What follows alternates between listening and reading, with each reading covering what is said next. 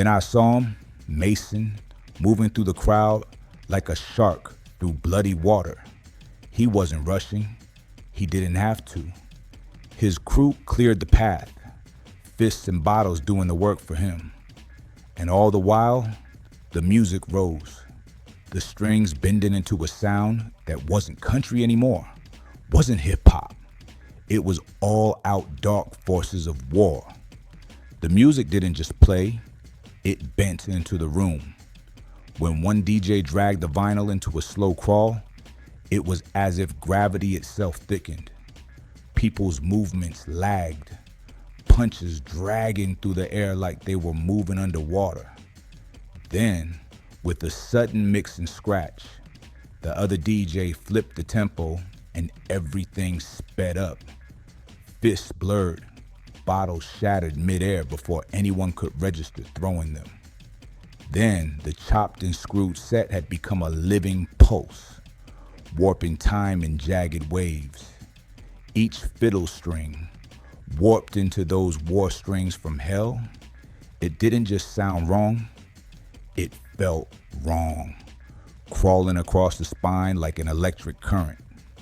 And when the DJ slid deeper into The Devil Went Down to Georgia, the room seemed to collapse into a single rhythm. Fists struck on the downbeats, chairs broke on the fills, screams landed in harmony with the fiddle. They weren't just fighting anymore. They were being played. Men moved like marionettes, their violence keeping tempo with the turntables. Even those who tried to stop, who staggered back with fear in their eyes, found their bodies jerking forward again, limbs caught in the groove like Thriller. The DJ didn't miss a beat.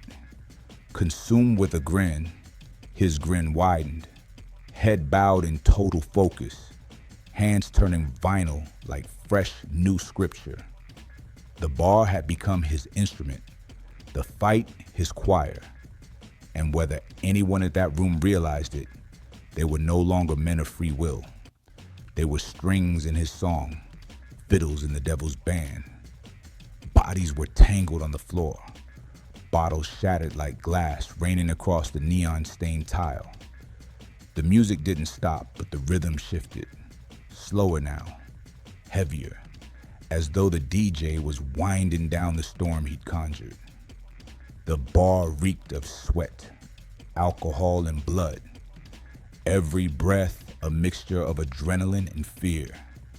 I pushed my way through, chest heaving, trying to steady myself. Chairs were overturned, tables split, men groaning where they fell. But not all of them were staying down. Some staggered to their feet again, drawn upright like puppets hearing their master's call.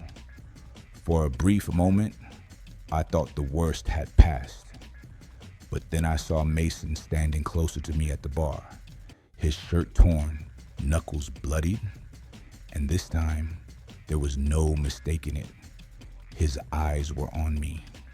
His friend leaned in, whispered something sharp, and Mason's face twisted into a smile I knew too well. The room went quiet in my head, even with the music still pounding. The fight wasn't over. No, the real fight hadn't even started yet. All I remember after Mason's smile is waking up in a hospital bed. At first glance, it looked ordinary enough. White sheets, the faint smell of antiseptic, the hum of fluorescent lights. But something about the air felt wrong, too still, too heavy, as though it was waiting for me to notice. The first thing I did was call for my doctor and ask the nurse how I got here and when I could leave. Her smile was polite, but stretched a little too tight, like it had been painted on. She told me the doctor would explain everything and to be patient, because he was on his way. Outside my door, I heard a man talking with a few others. His voice carried oddly, bouncing off the walls in a way that didn't match the size of the hallway. The nurse leaned close and said, "That's your doctor. He'll be right in." The door opened, and a man entered with his face hidden behind a clipboard as he read through my chart. For a moment, I thought it was just another doctor making his rounds until he lowered the chart. My stomach turned. It was Mason, the guy from the bar, the one I had fought. Well, I'm not sleeping tonight.